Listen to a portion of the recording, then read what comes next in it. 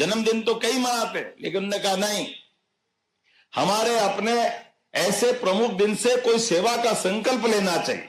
इसलिए संकल्प उनने लिया है अपने लिए, माता बहनों के लिए, देश की आधी आबादी हमारी बहनों के लिए। उन्होंने इसलिए कहा कि हमारी बहनों का जीवन स्वस्थ रहे। जैसे ही बहनें अपनी स्वस्थ जीवन में आएगी तो परिवार सशक्त हो जाएगा। इसलिए सभी प्रकार की जांच पूरे प्रदेश में होगी।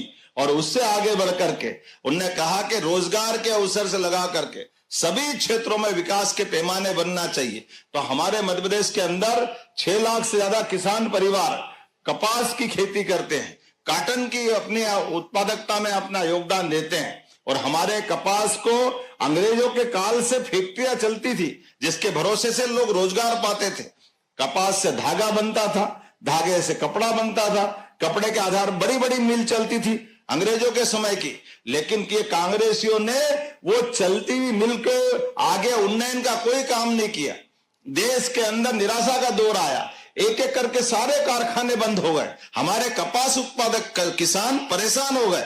ऐसे में उनकी कपास की औने पौने दाम में देश के बाकी राज्यों में या जहां उनको लगे एक तरह से निराशा के दौर में छोड़ दिया। ऐसे में हमारी सरकार ने संकल्प लिया कि अब वापस किसानों के मददगार वो सारे काम करेंगे, वो सारे कारखाने खड़े करेंगे कि हमारे किसान फसल लगाए और उसके लिए उत्पादन के लिए कारखाना पहले तैयार हो जाए। तो जोरदार अभिनंदन करें ये हमारे अपने बदलते दौर के भारत के लिए, अपने किसान उत्पादक पूरे समूह के लिए। 6 लाख परिवार, एक घर में अगर 5 आदमी जोड़ो तो 6×5 30 लाख परिवारों को जिससे रोजी रोटी मिलेगी। ऐसे में उनके माध्यम से धार झाबुआ का आदिवासी अंचल 1 लाख से ज्यादा लोगों को प्रत्यक्ष रोजगार मिलेगा। युवाओं के लिए, गरीबों के लिए, महिलाओं के लिए और किसानों के लिए सबकी समृद्धि का द्वार खुलेंगे।